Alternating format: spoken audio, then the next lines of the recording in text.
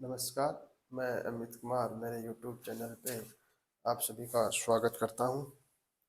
पिछली क्लास में अपन पढ़ रहे थे ग्रुप थ्योरी, तो इसी को आज कंटिन्यू करते हैं। आज की क्लास में अपन पढ़ेंगे परमुटेशन ग्रुप या क्रमचय। ग्रुप क्या होता है, इस ग्रुप की प्रॉपर्टी क्या होती है। तो सबसे पहले अपन जान लेते हैं कि परमुटेशन क्या होता है। परमुटेशन या क्रमचय, suppose S is a finite set having n distinct element, then a one-one mapping of S onto itself is called a permutation of degree n। मान लीजिए अपने पास में S कोई एक परिमेय समुच्चय है जिसमें n अवयव हैं, और तथा जो S से S पर अपन एक की और अछादक फलन डिफाइन करते हैं उसको अपन बोलते हैं क्रमचय। जैसे कि मान लीजिए कि अपने पास में S एक फलन है 1 2 3, सॉरी S अपने पास एक समुच्चय है 1 2 3। तो इसके ऊपर यदि अपन एक मैपिंग डिफाइन करते हैं S से लेके S पर, और वो मैपिंग कैसी हो, 1 1 हो, ऑन टू हो, यानी एक की और अछादक दोनों हो, तो अपन उसको क्या कहते हैं कि ये एक क्रमचय। जैसे कि मान लीजिए ये 1 की इमेज क्या है 2, 2 की इमेज 3 है और 3 की इमेज 1 है, तो इसकी रेंज क्या आ गई 1 2 3 है, यानी सेट के बराबर आ रही है, तो ये कैसा हो गया ऑन टू। और प्रत्येक एलिमेंट की अपने को इमेज क्या मिल रही है, एक ही मिल रही है, और तो कैसा होगा, और हर एलिमेंट की इमेज अलग अलग है, तो ये कैसा हो गया 1 1 भी हो गया। तो इसको अपन क्या बोलते हैं कि यह इस जो S अपना सेट है यानी कि S3, इसके ऊपर एक क्या है F एक क्रमचय है। दो क्रमचय इक्वल कब होते हैं, इक्वलिटी ऑफ टू परमुटेशन। दो क्रमचय इक्वल कब होंगे, जब प्रत्येक A के लिए अपने पास उनकी इमेज क्या हो, सेम हो।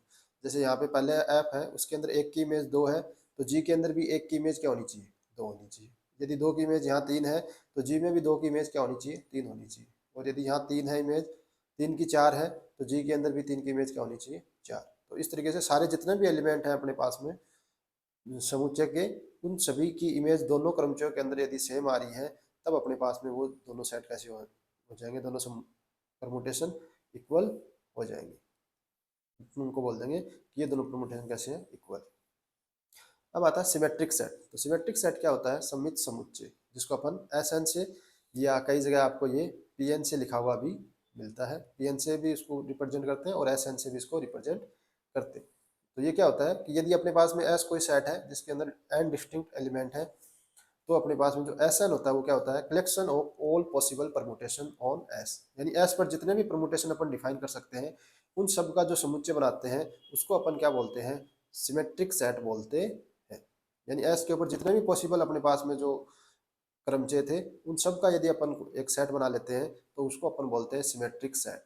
और ये जो सिमेट्रिक सेट होता है वो अपने पास में फंक्शन कंपोजिशन होता है, यानी फलनों का जो संयोजन होता है उसके रिस्पेक्ट में ग्रुप बनाता है, और इस ग्रुप को अपन बोलते हैं सिमेट्रिक ग्रुप, जिसको अपन लिखते हैं SN या PN। ये जो है सारे क्रमचय ये मिलके क्या बनाते हैं, एक सिमेट्रिक ग्रुप फॉर्म करते हैं, किसके अंडर, फंक्शन कंपोजिशन या फलनों के संयोजन संक्रिया में SN है वो क्या बनाता है, एक ग्रुप बनाता है, जिसकी कोटि फैक्टोरियल n होती है। जिसकी कोटि कितनी होती है, फैक्टोरियल n, यानी कि इसके अंदर टोटल जो अपने पास में इस ग्रुप के अंदर कितने एलिमेंट होंगे, तो फैक्टोरियल n होंगे। क्योंकि आपने पढ़ा होगा जब फंक्शन चैप्टर पढ़ा होगा कि यदि किसी सेट के अंदर n एलिमेंट हैं, तो उसी सेट के ऊपर टोटल 1 1 और ऑन टू फंक्शन डिफाइन किए जा सकते हैं। वो कितने किए जा सकते हैं, फैक्टोरियल n, यानी टोटल फैक्टोरियल n मैपिंग अपने पास में संभव है। और ये अपने पास में जो SN होता है वो क्या होता है, सारे जो परमुटेशन है उनका संग्रह। तो अपने पास में इसकी कोटि कितनी हो जाएगी, फैक्टोरियल n। इसका जो आइडेंटिटी एलिमेंट होता है वो क्या होता है कि 1 की इमेज 1 हो, 2 की इमेज 2 हो और n की इमेज n हो, यानी उसी अवयव से अपन जोड़ देते हैं, तो वो इस ग्रुप का क्या कहलाता है, आइडेंटिटी एलिमेंट कहलाता है। जो ये SN होता है वो अपने पास में 2 या 2 से कम के लिए तो अपने पास में कैसा होता है, ये आबेली समूह होता है। और जब n की वैल्यू 3 हो जाए या 4 हो जाए या 5 हो जाए, यानी 2 से बड़ी हो जाए, तब यह समूह कैसा होता है, अनाबेली समूह होता है, यानी नॉन एबेलियन ग्रुप बनाता है। तो ये आपको ध्यान में रखना है कि SN है वो n की वैल्यू यदि 2 या 2 से कम है तब तो वो आबेली होगा, यदि 2 या 2 से ज्यादा है, सॉरी 2 से ज्यादा है, तब अपने पास में वो कैसा होगा, नॉन अबेलियन होगा। और इसके अंदर अपन इनवर्स कैसे डिफाइन करते हैं, जैसे मान लीजिए f अपने को एक क्रमचय दिया हुआ है, तो इसका इनवर्स क्या हो जाएगा, या जैसे मान लो A1 की इमेज कितनी है B1, तो इसका जो इन्वर्स होगा उसमें B1 की इमेज क्या हो जाएगी A1। जैसे मान लीजिए मेरे पास में ये फलन दिया हुआ है क्रमचय कि 1 की इमेज 2 है, 2 की इमेज 3 है और 3 की इमेज 1 है। मेरे को इन्वर्स बनाना है तो मैं क्या करूँगा, उल्टा कर दूंगा।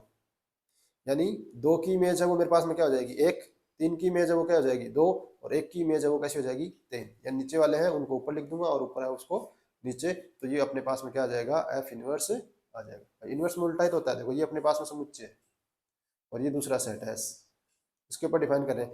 यदि A की इमेज यहाँ पे B है F के अंदर, तो F इनवर्स में क्या होगा, B की इमेज क्या हो जाएगी A। ऐसे तो इनवर्स डिफाइन करते हैं अपन, तो ये इसका क्या हो जाता है क्रमचय का इनवर्स। इस तरीके से अपन डिफाइन करते हैं और ये अपने पास में ग्रुप फॉर्म करता है। अब आता है cyclic permutation. Suppose F is a permutation of degree n on a set S having n distinct element. Let it be possible to arrange m element of the set S in a row in such a way that the F image of each element in the row is the element which follows it. The F image of the last element is the first element and the remaining n minus m element of the set S are left unchanged by F. Then F is a called cyclic permutation और ए cycle of length m और m cycle. एक क्रमचय चक्र कहलाता है यदि इसके एक पंक्ति में इस प्रकार लिखा जाए कि पहला अवयव है उसके बाद में उसका इमेज आ जाए, उसके बाद में जो अपने पास में उसका इमेज है उसका आ जाए, फिर जो तीसरा एलिमेंट है उसका इमेज आ जाए, तो ऐसे क्रम से लिखते जाए और जो लास्ट वाला एलिमेंट है उसकी इमेज प्रथम अवयव आ जाता है तो उसको अपन बोलते हैं चक्कर। जैसे कि आप एक एग्जाम्पल से समझ सकते हो, जैसे अपने को एक क्रमचय दिया हुआ है तो देखिए आप शुरू करते हो, पहले अपन क्या करेंगे इसको एक पंक्ति में लिखेंगे, तो देखिए एक सबसे पहले लिखेंगे एक की इमेज क्या है 2, तो आगे आप एक के आगे क्या लिख दोगे 2। अब देखोगे 2 की इमेज क्या है 4, तो 2 के आगे क्या लिख दोगे 4। 4 की इमेज क्या है 3, तो आप क्या लिख दोगे 3। देखिए 3 की इमेज क्या है 1, तो यहाँ पे क्या लिख दोगे 1। अब क्योंकि एक तो पहले लिख दिया अपन ने तो 3 की इमेज यहाँ कोष्टक क्या हो जाएगा 1, क्योंकि लास्ट वाले के इमेज क्या होती है प्रथम अवयव और पहले ही कौन सी होती है दूसरी, दूसरे की इमेज तीसरी, तीसरे की इमेज चौथी। तो ये अपने पास में क्या बन गया एक चक्कर। बाकी सारे अवयव देखो 5 है वो किससे जुड़ रहा है 5 से, 6 है वो किससे जुड़ रहा है 6 से। तो जो स्वयं से जुड़ रहे हैं उनको आप एक एक लिख के दर्शा भी सकते हो और नहीं दर्शाओगे तो भी चलेगा। यहाँ आप ऐसे लिख सकते हो सिर्फ और सिर्फ 5, क्योंकि 5 है वो खुद से जुड़ रहा है, 6 है वो खुद से ही जुड़ रहा है, तो चक्कर यही खत्म हो जाएगा। आप इनको लिख भी सकते हो और इनको हटा भी सकते हो, तो ये अपने पास में क्या हो गया चक्कर हो गया। तो इसको अपन बोलते हैं चक्कर। तो किसी भी क्रमचय को अपन चक्कर के रूप में लिख सकते हैं, या तो एक चक्कर के रूप में लिख सकते हैं या कई चक्रों के गुणा के रूप में उसको लिखा जा सकता है। A cycle does not change by the changing the place of its element provided their cyclic order is not change. किसी चक्र के अवयवों की जगह परिवर्तित करने से चक्र परिवर्तित नहीं होता है जब तक चक्र का चक्रीय क्रम परिवर्तित ना हो। तो देखो ये क्या कहना चाह रहा है कि जैसे अपने पास में 1 2 4 3 है, मैं इसको यदि ये लिख दूं 2 4 3 1, तो ये दोनों क्रमचय क्या है बराबर है। या मैं इसको लिख दूं 4 3 1 2, तो ये क्रमचय भी क्या है बराबर है, क्योंकि देखो चक्रीय क्रम नहीं टूट रहा है। 2 के बाद क्या आ रहा है 4, 4 के बाद क्या आ रहा है 3, 3 के बाद क्या आ रहा है 1, तो इसमें भी देखिए 2 के बाद 4 आ रहा है, 4 के बाद 3 आ रहा है, 3 के बाद 1 आ रहा है, फिर 1 के बाद में क्या आना चाहिए 2 आना चाहिए, तो इसमें भी देखो 1 के बाद क्या आ रहा है 2 ही आ रहा है। तो इसका चक्रीय क्रम चेंज नहीं होगा तब तक ये जो अपने पास में चक्कर है वो हमेशा क्या रहेंगे सेम ही रहेंगे। लेकिन यदि आपने चक्रीय क्रम चेंज कर दिया, जैसे आपने कर दिया 3 4 1 2, तो देखिए यहाँ 4 के बाद 3 आ रहा था और यहाँ 4 के बाद क्या आ रहा है 1, तो ये चक्रीय क्रम क्या हो गया अलग अलग हो गया, इसलिए ये दोनों चक्कर है वो बराबर नहीं होंगे। जगह परिवर्तित करने से चेंज नहीं होता, लेकिन उनका जो चक्रीय क्रम है वो हमेशा क्या रहना चाहिए सेम रहना चाहिए। यहाँ तो चक्रीय क्रम है वही चेंज हो गया कि 3 को आपने पहले लिख दिया और 4 को बाद में, तो ये दोनों चक्कर बराबर नहीं होंगे। इसके बाद में आता है transposition. A cycle of length 2 is called a transposition, पक्षांतरण। 2 लंबाई का जो चक्कर होता है उसको अपन बोलते हैं पक्षांतरण। लंबाई का मेरा यहाँ मतलब है कि जब अपन एक चक्कर को लिखते हैं तो उसके अंदर कितने एलिमेंट होते हैं टोटल, वो उस चक्कर की क्या कहलाती है लंबाई। जैसे पिछला अपन ने एग्जांपल किया था उसमें यहाँ पे चक्कर में कितने एलिमेंट आ रहे थे, यहाँ पे एलिमेंट अपने पास में आ रहे थे 4 एलिमेंट आ रहे थे, देखो 1 2 4 और 3, तो इस चक्कर की जो लंबाई थी वो कितनी थी 4। और यहाँ पे अपने पास में जो पक्षांतरण होता है उसके अंदर ये लंबाई कितनी होनी चाहिए सिर्फ और सिर्फ 2, यानी कि उस चक्कर में कितने एलिमेंट होने चाहिए 2, तो उसको अपन बोलते हैं पक्षांतरण। Every cycle can be expressed as a product of transposition in infinite ways, यानी प्रत्येक जो चक्कर अपने को दिया हुआ होता है उसको अपन पक्षांतरणों के गुणनफल के रूप में अनंत तरीकों से लिखा जा सकता है। तो देखो इसमें क्या बड़ी बात है, मेन बात यह है कि उसको अनंत तरीकों से लिख सकते हैं, यानी लिखने का जो तरीका है वो यूनिक नहीं है, अलग अलग पक्षांतरणों के रूप में अपन उनको लिख सकते हैं। और अब आप सोच रहे होंगे अनंत तरीके कैसे हैं, तो वो देख लेते हैं। जैसे अपने पास में एक ये साइकिल दिया हुआ है 1 3 4 5 2, तो आप देखो इसको बना लिख सकते हो 1 3 1 4 1 5 1 2। तो आप ये अपना क्या हो गया, पक्षांतरण के गुणनफल के रूप में लिखने का तरीका हो गया।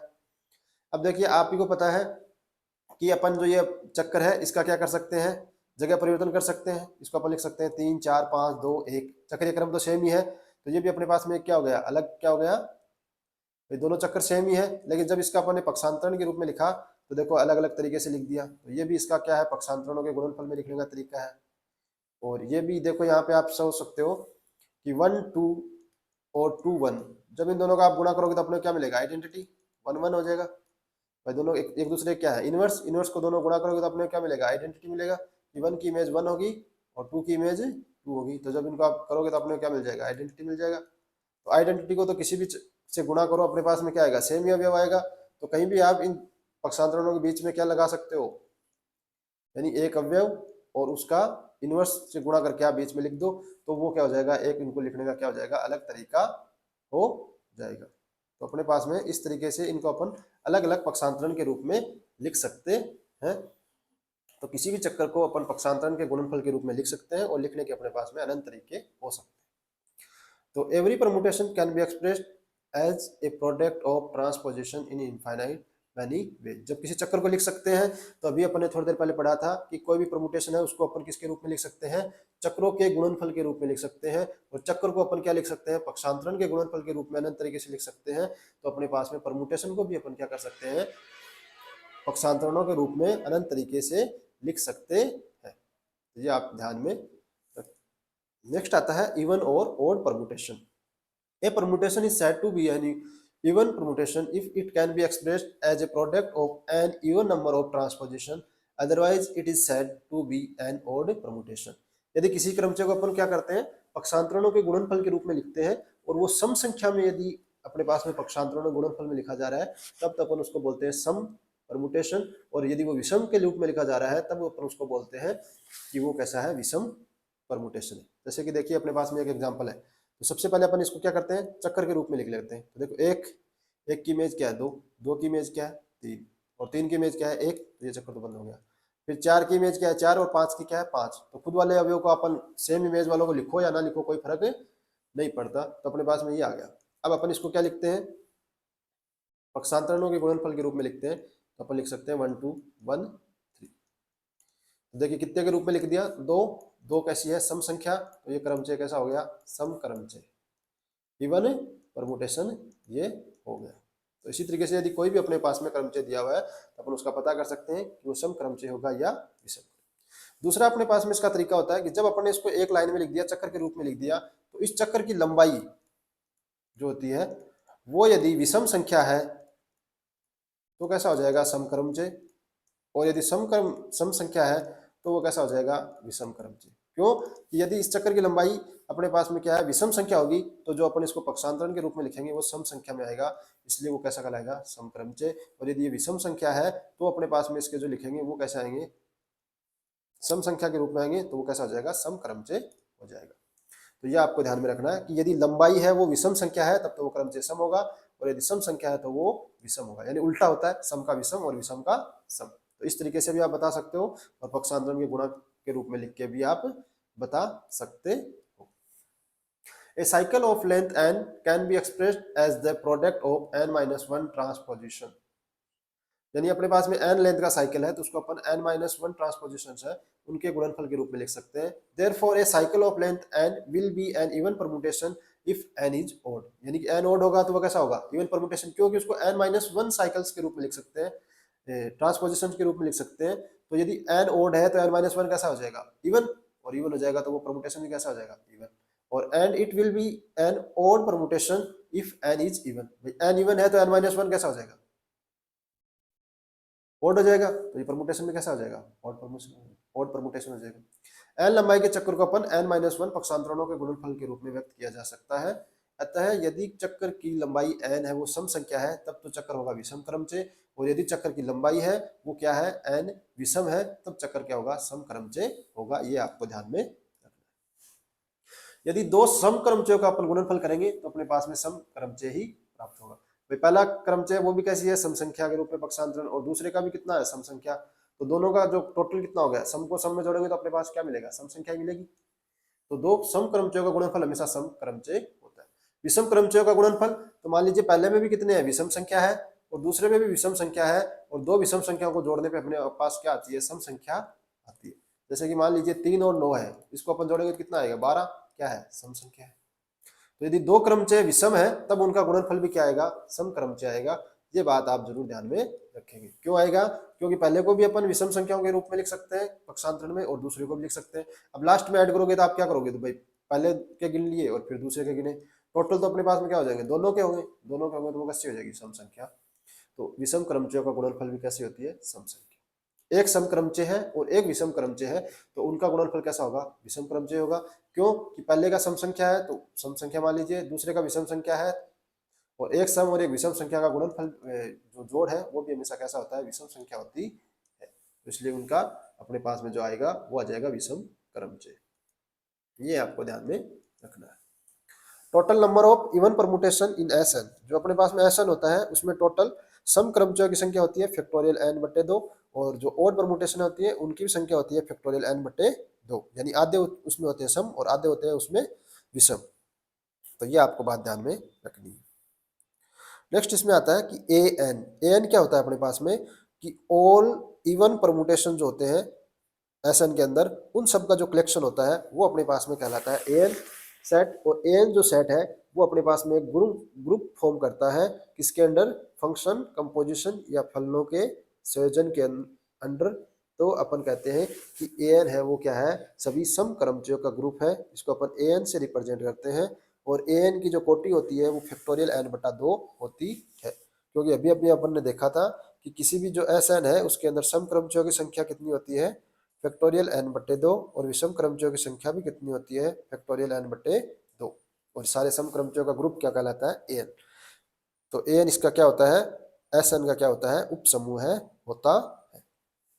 लेकिन जो विषम क्रमचयों का अपने पास में होता है वो ग्रुप फॉर्म नहीं करता, क्योंकि जो अपने पास में तत्समक अवयव होता है वो हमेशा क्या होता है सम क्रमचय होता है, तो वो अपने पास में सम में आ जाएगा। तो जो विषम वाला जो बचता है उसके अंदर अपने पास में तत्समक अवयव ही नहीं है, तत्समक अवयव नहीं है तो वो ग्रुप कैसे बनाएगा, जब आइडेंटिटी एलिमेंट ही नहीं है तो वो ग्रुप नहीं बना सकता। इसलिए अपने पास में सिर्फ और सिर्फ सम क्रमचय वाला ही ग्रुप फॉर्म करता है। यह आप बात ध्यान में रखें। पहला ही पहला आता है कि प्रत्येक पक्षांतरण विषम क्रमचय होता है। भाई पक्षांतरण क्या होता है अपने पास में, जैसे मान लीजिए 1 और 2 है, ये पक्षांतरण है तो ये क्या है एक ही तो है, और एक संख्या हमेशा कैसी होती है विषम, तो ये अपने पास में हमेशा कैसा होता है विषम क्रमचय। तत्समक क्रमचय जो होता है वो हमेशा कैसा होता है सम क्रमचय होता है, ये भी आपको बताया ही था। The product of two even permutation is even, two odd permutation is even, one odd and one even is odd, ये आपको बता ही दिया। अब आता है disjoint cycles. Two cycles are said to be disjoint if they have no common element. दो चक्कर असंयुक्त चक्कर कहलाते हैं यदि उनमें कोई भी अवयव सम क्या नहीं होता कॉमन या समान ना हो। जैसे कि मान लीजिए एफ है 1 2 3 और जी है 4 5, तो देखो इनमें कोई एलिमेंट कॉमन नहीं है, पहले में 1 2 3 है दूसरे में 4 5 है, तो कॉमन एलिमेंट नहीं है, इसलिए ये क्या कैसे कहलाते हैं डिसजॉइंट साइकिल कहलाते हैं। और यदि एक भी एलिमेंट कॉमन आ जाए तो वो अपने पास में डिसजॉइंट साइकिल नहीं होती। अब एक थ्योरम आती है कि if F and G are disjoint cycles then जो अपने पास में एफ और जी का गुणनफल होता है वो अपने पास में कम्यूटेटिव होता है। कब, जब अपने पास में दोनों एफ और जी क्या हो डिसजॉइंट साइकिल्स हो।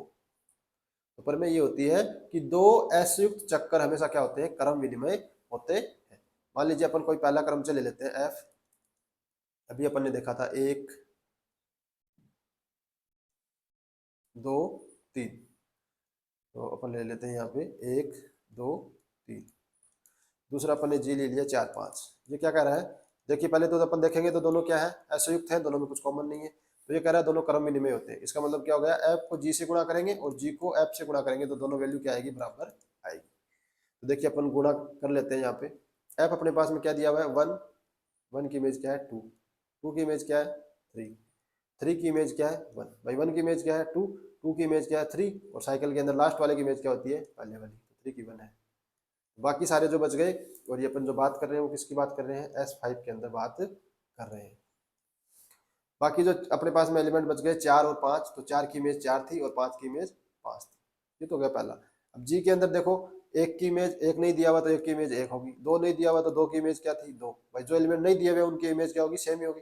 3 की इमेज क्या होगी 3, तो इमेज यहाँ पे 4 की क्या है 5, और 5 की क्या है अपने पास में 4, लास्ट वाले की 10।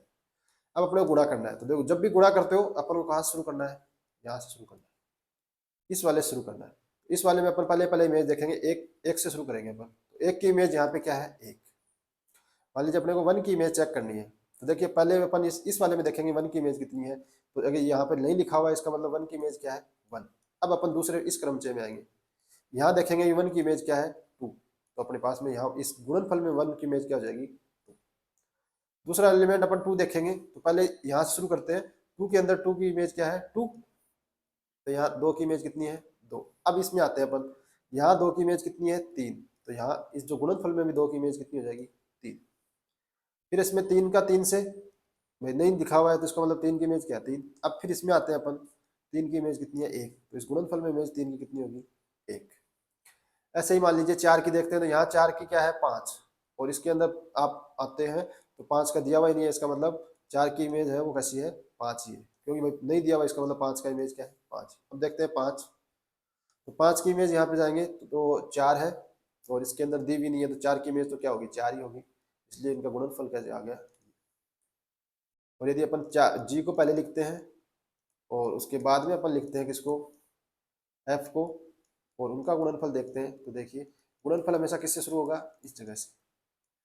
देखिए यहाँ 1 की इमेज क्या है 2, और इसके अंदर 1 की इमेज क्या है, तो भाई 2 की इमेज क्या है 2 ही है, क्योंकि लिखा हुआ नहीं है इसका मतलब 2 ही है, तो 1 की इमेज क्या हो गई 2। फिर अपन 2 की देखते हैं, तो 2 की यहाँ इमेज 3 है, तो इसमें जाते हैं, 3 की इमेज 3 है, तो 2 की इमेज कैसी हो जाएगी। अब देखते हैं 3, 3 की इमेज यहाँ पे क्या है 1, इसमें आते हैं तो 1 की इमेज क्या है 1 ही है, तो 1 आ गया।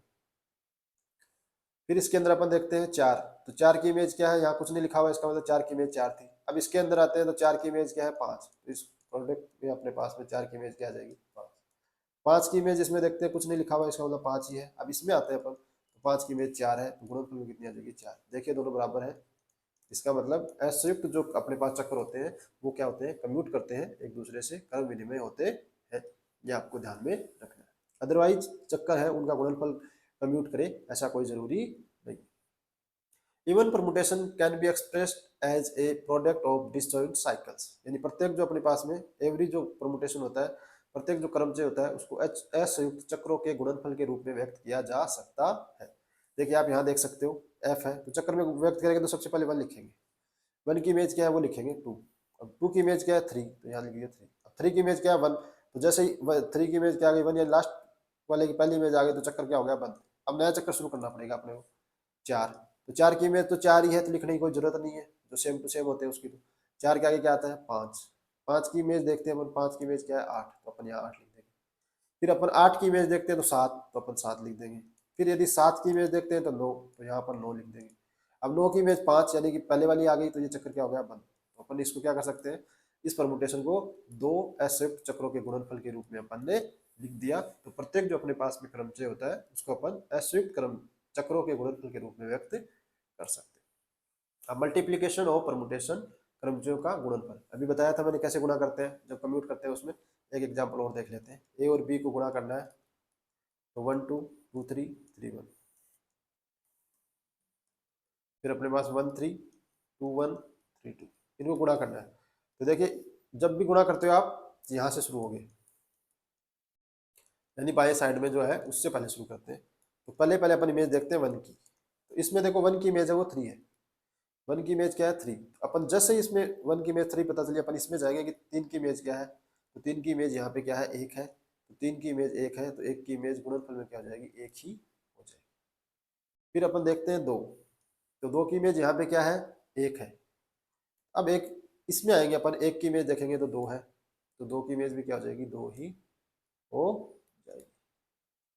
फिर इसमें देखते हैं कि 3 की इमेज 2 है, तो 3 की इमेज 2 है, तो इसमें आगे और देखेंगे कि 2 की क्या है, तो 2 की इमेज 3 है, तो यहाँ 3 की इमेज क्या हो जाएगी, 3 ही हो जाएगी। यानी अपने पास में तत्समक अवयव इनका क्या हो गया, गुणनफल हो गया। यानी इसकी कोटि कितनी हो गई, 2 हो गई, क्योंकि एक बार गुणा करते ही ये क्या आ गया अपने पास में, ये आ गया, सॉरी ये एक दूसरे कैसे हो गए, इनवर्स हो गए भाई। यदि दो एलिमेंट का गुणनफल तत्समक अवयव आ रहा है, इसका मतलब दोनों एक दूसरे क्या हो गए, इनवर्स हो गए। तो गुणा करने का ये तरीका रहेगा कि आपको यहाँ से शुरू करना है। इसमें इमेज देखोगे 1 की इमेज क्या है 3, फिर इसमें आओगे कि 3 की इमेज कितनी है 1, यानी 1 की इमेज कितनी हो जाएगी 1, ये बीच वाले कट जाते हैं। ऐसे गुणा कर सकते हैं। चक्रों का गुणा करना हो तो भी देखो सेम ही रहेगा, चक्रों गुणा करना मान लीजिए, तो वही इस साइड से शुरू करना है हम लोग, ठीक है। यहाँ से शुरू होगा सबसे पहले 1। अब देखिए पहले इस चक्कर में 1 का जो है वो इमेज क्या है 5। अब पहले चक्कर में अपन 5 का इमेज देखेंगे तो 5 ही है, क्योंकि यहाँ कुछ लिखा हुआ ही नहीं है, इसका मतलब उसकी इमेज क्या थी 5 ही थी। फिर अपन जाते हैं 5 की इमेज देखते हैं, तो 5 की इमेज यहाँ पे क्या है 6 है, इसके अंदर कुछ लिखा हुआ ही नहीं है, इसका मतलब 5 की इमेज क्या है 6 ही है। फिर इसके अंदर अपन देखते हैं 6 की इमेज, तो 6 की इमेज 4 है, इसके अंदर 4 लिखा हुआ ही नहीं है, इसका मतलब 6 की इमेज 4 की इमेज 4 ही होगी। फिर 4 की इमेज देखते हैं तो इसमें क्या है 1 है, और इसमें 4 की इमेज कितनी है भाई, इसमें 4 की इमेज 1 है, और इसमें 1 की इमेज कितनी है 2, यानी 4 की इमेज कितनी हो गई 2। अब 2 की देखते हैं तो इसमें तो 2 गुणा में नहीं है, इसका मतलब 2 की इमेज कितनी है 2 ही है। अब इसमें 2 की इमेज देखते हैं तो कितनी है 3। अब देखो इसमें 3 नहीं लिखा हुआ, तो 3 की इमेज क्या होगी 3 ही होगी। और फिर इसमें देखते हैं 3 की इमेज क्या है 1, तो यहाँ ये चक्कर क्या हो जाएगा 1, तो इनका गुणनफल ऐसे ऐसे। या आप इनको परमुटेशन में चेंज करके वैसे भी गुणा कर सकते हो, थोड़ा बड़ा होगा। तो पहले इसको परमुटेशन में चेंज कर लेते हैं। 1 की इमेज क्या है 2, 2 की इमेज क्या है 3, और 3 की इमेज क्या है 1, बाकी बच गए। तो ये अपन जो बात कर रहे हैं वो किस में कर रहे हैं, S6 में बात कर रहे हैं। तो बाकी जो बच गए यानी 4 की इमेज 4 हो गई, 5 की इमेज 5 हो गई, 6 की इमेज 6। ऐसे ही दूसरे को लिख लीजिए। 1 की इमेज क्या है 5, 5 की इमेज क्या है 6, 6 की इमेज क्या है 4, और 4 की इमेज क्या है 1। बाकी बच क्या गए 2 बच गया, तो 2 की इमेज 2, 3 की इमेज 3। अब इन दोनों का आपस में गुणा कर लीजिए तो भी यही आ जाए। तो आप ऐसे भी कर सकते हो, आप डायरेक्ट भी मल्टीप्लाई कर सकते हो। देखिए किसी भी परमुटेशन को यदि गुणा करना है अपने को, तो अपन गुणा कर रहे हैं जब भी, तो देखिए यदि उसकी पावर करनी है अपने को अलग अलग, तो अपने पास में जैसे सिग्मा दिया हुआ है, ये डिसजॉइंट साइकिल है, ठीक है। और अपने को क्या करना है, इसका पावर करनी है यानी इसका स्क्वायर करना है। तो इस चक्कर में अपन एक एक एलिमेंट को स्किप कर देंगे। यानी अपन ने 1 लिखा, अब मुझे 1 को करना है, तो अपन एक एलिमेंट स्किप कर देंगे। यानी स्क्वायर का मतलब एक एलिमेंट स्किप करना है, यानी बीच में कौन सा आ रहा है 2 आ रहा है, तो आगे वाला एलिमेंट कौन सा है 3, तो यहाँ पे 3 लिख देंगे। अब 3 के आगे क्या आ रहा है देखो, 3 से वापस आ जाएगा 1 पे, तो 1 को तो अपन एक एलिमेंट को स्किप करना, कौन सा में आएगा दूसरा, 2 आ जाएगा। अब 2 को जब बात करेंगे तो 2 में 1 स्किप करना है, 3 स्किप करना, क्या आ जाएगा 1, तो 1 आता है, ये तो क्या हो गया।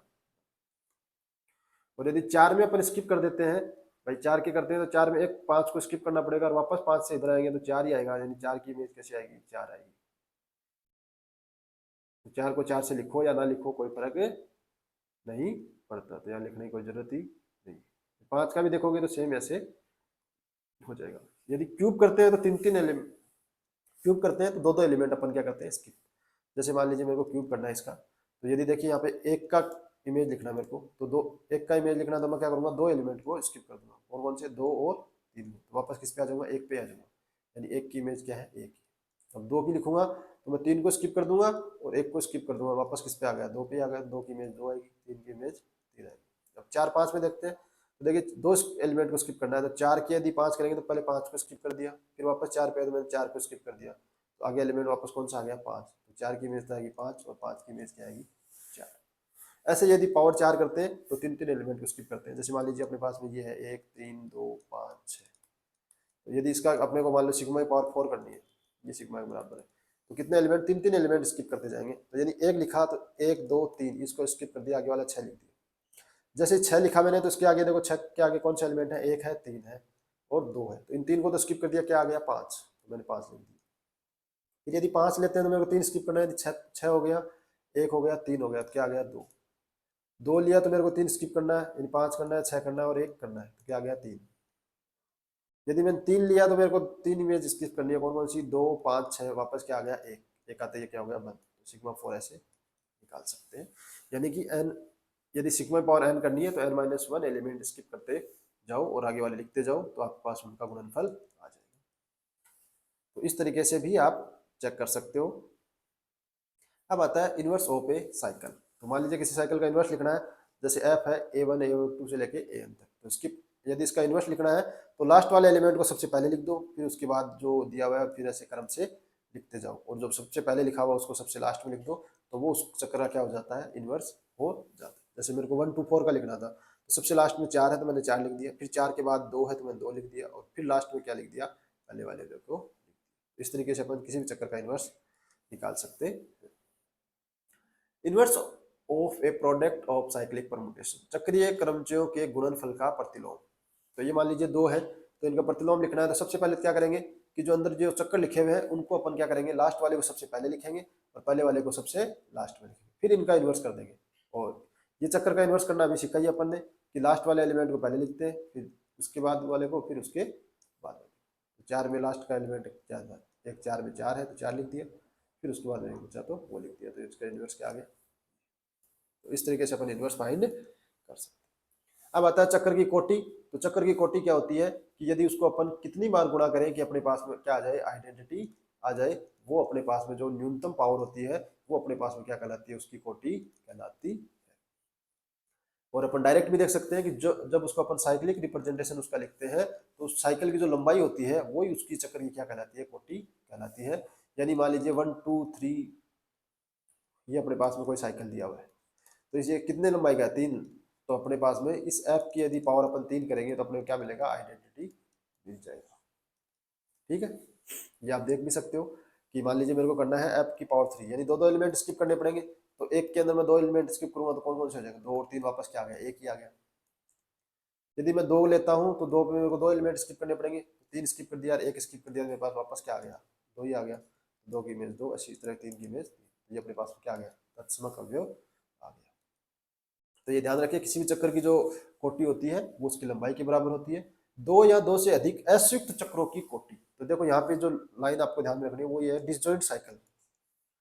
साइकिल कैसे होनी चाहिए, डिसजॉइंट होनी चाहिए, बस तब उसका अपन कोटि कैसे निकाल सकते हैं कि जो जितने भी चक्कर दिए हुए हैं उन सब के अलग अलग कोटि निकाल के उनका एलसीएम ले लेंगे, तो वो उस चक्कर के जो उनका गुणनफल के रूप में है उसकी क्या हो जाएगी, कोटि हो जाएगी। लेकिन ये एलसीएम तभी निकाल सकते हो जब चक्कर सारे कैसे होने चाहिए, असंयुक्त होने चाहिए। जैसे कि मान लीजिए ये चक्कर मेरे को दिया हुआ क्रमचय, इसकी मेरे को कोटि पूछे, तो सबसे पहले तो मैं इसको क्या करूंगा, चक्रों के गुणनफल के रूप में लिखूंगा। तो 1 की इमेज क्या है, 2, 2 की इमेज क्या है, 3, 3 की इमेज क्या है, 4, और 4 की इमेज क्या है, 5, और 5 की क्या है, 1। एक चक्कर तो ये हो गया। फिर 6 की 6 है, 7 का 7 तो लिखने की जरूरत नहीं है क्योंकि एक एक है। फिर 8 की क्या है, 9, और 9 की क्या है, 8। तो ये मैंने चक्कर के गुणनफल, इसकी तो जो कोटि हो जाएगी वो कितनी हो जाएगी, 5, क्योंकि 5 लंबाई का है। ये कितने हैं, 2, तो 2 का। अब इस टोटल ऐप की मेरे को निकालनी है तो इन दोनों का क्या होगा, एलसीएम, और 5 और 2 का एलसीएम कितना होता है, एलसीएम ऑफ 5 और 2 कितना होता है, 10। तो इस क्रमचय की जो कोटि आ जाएगी वो कितनी आ जाएगी, ऐप की 10 आ जाएगी। यानी 10 बार आप जब इनको करोगे तब अपने पास आप क्या जाएगा, आइडेंटिटी मिल जाएगा। तो इस तरीके से आप चेक कर सकते हो। जैसे कि ये दिया हुआ है तो इसमें 3 है, इसके अंदर 2 है और इसके अंदर भी 3 है। देख लेते हैं संयुक्त है क्या, 1 2 3 है, इसमें 4 5 है, इसमें 6 7 8 है, तो अपने पास संयुक्त है तो एलसीएम लिख सकते हैं। और 3 और 2 का एलसीएम 6 होता है, तो इसकी कोटि कितनी आ जाएगी, 6 आ जाएगी। अब आता है क्रमचयों का चक्कर विखंडन, cyclic decomposition of A permutation. यदि अपने पास में कोई सिग्मा है वो C1 C2 C के साइकिल के गुणक के रूप में है, और इन जो C1 की लंबाई है वो अल्फा 1 है, C2 की लंबाई है वो अल्फा 2 है, और CK की जो लंबाई है वो अल्फा k है। तो जो इसका इसमें एक एक लंबाई के चक्कर भी क्या है, सम्मिलित कर लिए जाए, तो अपने पास में अल्फा 1 अल्फा 2 अल्फा k क्या कहलाते हैं, उस सिग्मा का क्या कहलाते हैं, चक्कर विखंडन कहलाते हैं। अपन एक एग्जाम्पल से समझते हैं इसको, कि जैसे मान लीजिए ये एग्जाम्पल दिया हुआ है 1 6 2 5 और 3 4। तो सबसे पहले अपन क्या है देखते हैं कि इसमें 4 लंबाई का कितना है, 1 है, 2 लंबाई के कितने हैं, 2 है। अब देखिए सारे S7 में एलिमेंट होंगे, 1 भी होगा, 2 भी होगा, 3 होगा, 4 होगा, 5 6 7। तो देखिए 1 यहाँ पे दिख रहा है, 2 दिख रहा है, 3 दिख रहा है, 4 दिख रहा है, 5 दिख रहा है, 6 7 नहीं दिख रहा। इसका मतलब 7 की लंबाई कितनी है, 7 है। यानी 7 खुद से, तो 7 की जो लंबाई कितनी हो गई, 1 हो गई। तो अब इसका साइक्लिक डिकम्पोजिशन लिखेंगे तो पहले पहले 1 लंबाई का है, फिर अपने पास में 2 लंबाई का है, फिर अपने पास में 4 लंबाई का है। ये अपने पास में जो इनकी लंबाई लिख देते हैं वो अपने पास में कहलाते हैं, इसका साइक्लिक डिकम्पोजिशन कहलाता है। ये इसका क्या है, इस सिग्मा का क्या है, साइक्लिक डिकम्पोजिशन। नेक्स्ट अपने पास में आता है कि यदि किसी चक्कर का अपने पास में किसी परमुटेशन का साइक्लिक डिकम्पोजिशन दिया हुआ हो तो अपने पास में उससे साइक्लिक डिकम्पोजिशन के कितने अलग अलग क्रमचय बनाए जा सकते हैं, उनकी संख्या का फॉर्मूला होता है फैक्टोरियल एन बट्टा 1 की पावर अल्फा 1, 2 की पावर अल्फा 2, m की पावर अल्फा k, फिर ये अल्फा 1 फैक्टोरियल, अल्फा 2 फैक्टोरियल से लेके अल्फा की पावर m फैक्टोरियल। यानी एक है उसमें वो अल्फा बार आ रहा है, दो है वो उसमें अल्फा 2 बार आ रहा है, तो m है वो अल्फा k बार आ रहा है, यानी अल्फा m बार आ रहा है, ये भी आप लिख सकते हो। तो m बार आ रहा है तो ये m की पावर अल्फा m हो गया, और यहाँ पे इनकी फैक्टोरियल लिख देंगे, और ऊपर फैक्टोरियल n। जैसे पीछे वाला एग्जाम्पल है, इसका लिखना है मान लीजिए, तो अपने पूछे कि ये कितने क्रम से इस साइक्लिक डिकम्पोजिशन के बन सकते हैं, ऊपर ऊपर फैक्टोरियल n, तो S3 में कितना हो गया, फैक्टोरियल 7। देखिए 1 की पावर कितनी है, 1 का साइक्लिक डिकम्पोजिशन कितनी बार आ रहा है, 1 एक बार आ रहा है, तो यानी 1 की पावर 1। फिर 2 कितनी बार आ रहा है, 1 बार आ रहा है, तो 2 की पावर भी 1। 4 है, 3 है, वो कितनी बार आ रहा है, 0 बार, तो 3 की पावर 0। फिर 4 की पावर देखो 4 कितनी बार आ रहा है, 1 बार आ रहा है साइक्लिक डिकम्पोजिशन में, तो 1। फिर यहाँ पे क्या लिखते हैं, अल्फा 1 अल्फा 2 का फैक्टोरियल का गुणनफल। तो देखिए 1 का गुणनफल कितना हो गया, फैक्टोरियल 1 गुणा फैक्टोरियल 1 गुणा फैक्टोरियल 0 गुणा फैक्टोरियल 1, तो ये तो सारी वैल्यू क्या आएगी, 1 ही आएगी। तो इसके अंदर ये अपने पास में आ गया फैक्टोरियल 7 बट्टा एक की, एक को 1 से करूँ तो 1 ही आएगा, इसका भी कोई मतलब नहीं है, तो ये आ गया फैक्टोरियल 7 बट्टा 4 और 2 8। ये अपने पास में इस इतने नाम के अपने पास में इस साइक्लिक डिकम्पोजिशन के क्या बनाए जा सकते हैं, क्रमचय अलग अलग बनाए जा सकते हैं। तो ये आप काउंट कर सकते हो। अब आता है कि यदि अपने पास में S1 दिया हुआ है, उसके अंदर अपने पास एलिमेंट है, पहला S1 में सिर्फ और सिर्फ क्या होगा, तत्समक अवयव होगा। भाई सेट के अंदर एक ही अवयव है सिर्फ और सिर्फ, तो उसकी जो इमेज होगी वो खुद ही होगा, खुद ही होगा, तो वो क्या हो गया, आइडेंटिटी के बराबर हो गया। तो इसका इन्वर्स भी क्या होता है, आइडेंटिटी का तो इन्वर्स भी क्या होता है, आइडेंटिटी होता है।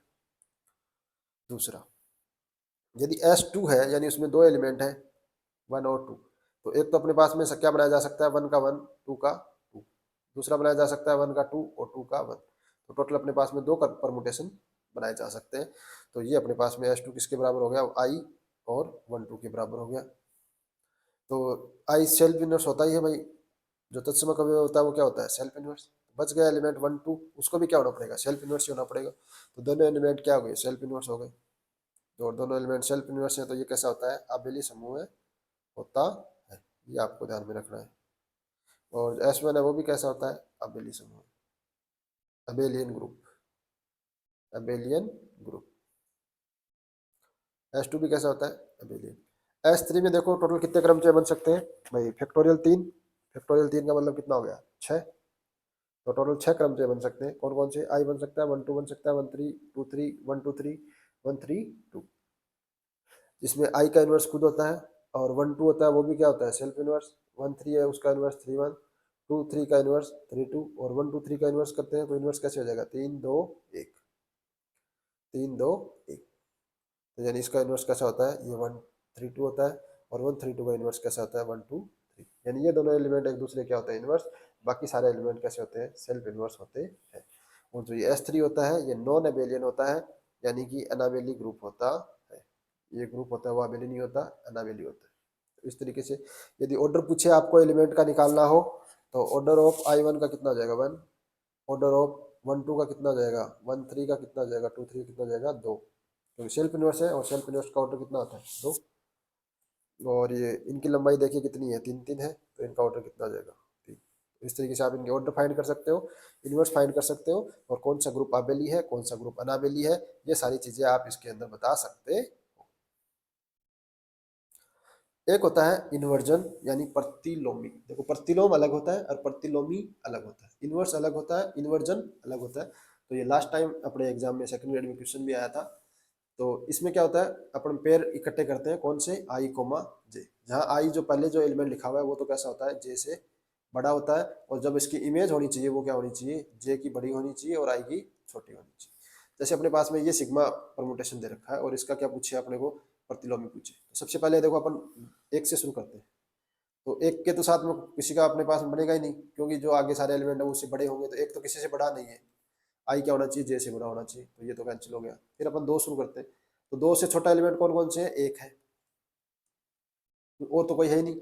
अब इसके अंदर अपन चेक करते हैं कि इमेज क्या है। तो F2 की इमेज कितनी है, F2 की इमेज 5 है, और F1 की इमेज कितनी है, 3 है। क्या 3 है वो 5 से बड़ा है, नहीं है, तो ये पेयर अपने पास में इन्वर्जन में शामिल नहीं होगा। अब अपन 3 लेते हैं, तो 3 के क्या क्या बन सकते हैं, 3 से छोटा 1 है, 3 से छोटे 2। तो देखिए 3 की इमेज देखते हैं क्या है, 1 है, और 1 की इमेज क्या है, 3 है। यानी देखो इमेज बड़ी आ गई, यानी इस कंडीशन को सेटिस्फाई कर रहा है। तो पहला जो अपने पास में पेयर हो जाएगा वो हो जाएगा 3 1। अब 3 2 के अंदर अपन देखते हैं कि F3 की इमेज कितनी है, 3 की इमेज तो कितनी है, 3 की इमेज तो कितनी है 1, और 2 की इमेज कितनी है 5, बड़ी है, तो इस कंडीशन को सेटिस्फाई कर रहा है। तो यहाँ पे 3 2 ऐसे देखो 4 के पेयर कौन कौन से बनेंगे, 4 के पेयर बनेंगे 4 1, 4 2, 4 3। लेकिन जब अपन सर्च करेंगे तो अपने पता चलेगा F4 की इमेज तो क्या है 2, और 1 की इमेज क्या है 3, बड़ी नहीं है भाई, 3 है वो। 4 की इमेज तो क्या है 2, और 1 की इमेज क्या है, 1 की इमेज है 3, और 4 की इमेज यहाँ पे क्या है 2, और 2 की इमेज कितनी है 5, और 4 की इमेज कितनी है 2, और 3 की इमेज क्या है 1। तो 4 3 इसमें शामिल नहीं होगा, 4 1 आ जाएगा, 4 2 आ जाएगा। तो इस तरीके से आप इन क्रमचों की, इसी तरीके से आप 5 में देख सकते हो, इसी तरीके से कि 5 1 है, उसमें आप देखोगे 5 की इमेज 4 है, और 1 की इमेज है वो कितनी है 3 है। तो 5 1 इसके अंदर शामिल है नहीं होगा। फिर अपन 5 2 की देख लेते हैं। तो देखिए 5 की जो इमेज है वो क्या है 4 है, और 2 की जो इमेज है वो 5 है, तो ये शामिल हो जाएगा। ऐसे ही अपन 5 4 की इमेज देख लेते हैं। तो 5 की इमेज है वो 4 है, और 4 की इमेज है वो क्या है 2 है, तो बड़ी है क्या, ये बड़ी नहीं है, तो ये शामिल है नहीं होगा। तो इस तरीके से अपन इसके अंदर क्या देख सकते हैं, प्रतिलोमी निकाल सकते हैं। तो ये अपने पास में जो सारी बातें थी वो अपने पास में क्या थी, परमुटेशन ग्रुप के बारे में थी। अगली जो अपने पास में क्लास होगी उसके अंदर अपन पढ़ेंगे साइक्लिक ग्रुप। इस क्लास में आज के लिए इतना ही। धन्यवाद।